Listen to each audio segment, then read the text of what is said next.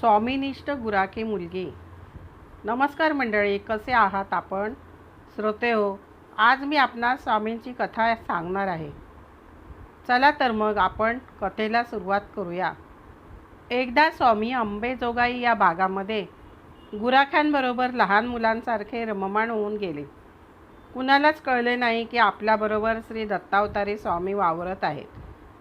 त्या गुराख्यांमध्ये 5 वर्षाची अतिशय सुंदर मुलगी वावरत असे. खरे तर ती योगभ्रष्ट होती.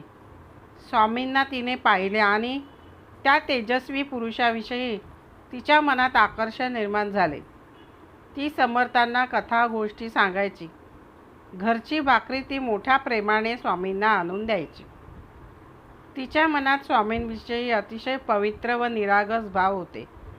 म्हणून समर्थ तिच्या हातची भाकरी मोठ्या प्रेमाने खायचे. स्वामींच्या नित्य सहवासाने तिच्या मनात स्वामींविषयी भक्तिभाव दाटून आला. तिचे डोळे आता स्वामी कृपेमुळे चकाकू लागले.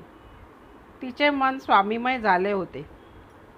स्वामींना याची कल्पना होती.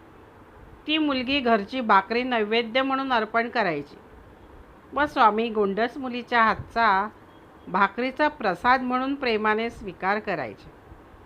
अशा या स्वामीभक्त मुलीच्या आई वडिलांच्या मनात एक विलक्षण कल्पना चमकून गेली. गावात एक श्रीमंत व निपुत्रिक सावकार राहत होता. त्याला मुलबाळ नव्हते, याचे दुःख त्याला होते. त्या सावकाराला आपली मुलगी मुलाचा सुंदर वेश घालून द्यायची. मुलगी लहान असल्याने ती या वयात वेश पालटून शोभून दिसेल. आपण हिला सावकाराला दिली तर हिचे उत्तर आयुष्य चांगले जाईल आणि सावकाराने आपल्यावर त्यानिमित्ताने आर्थिक कृपा जर केली तर आपली गरिबी कायमची संपुष्टात येईल. याप्रमाणे त्या मुलीचे वेषांतर करून त्यांनी आपली मुलगी सावकाराला अर्पण केली. सावकारास खूप आनंद झाला. मुलगी सावकाराकडे मुलासारखी वाढू लागली होती. या कथेचा पुढील भाग आपण दुसऱ्या भागामध्ये पाहूया. नमस्कार श्रोते हो. माझ्या कथेला लाईक व सबस्क्राईब करा ही नम्र विनंती.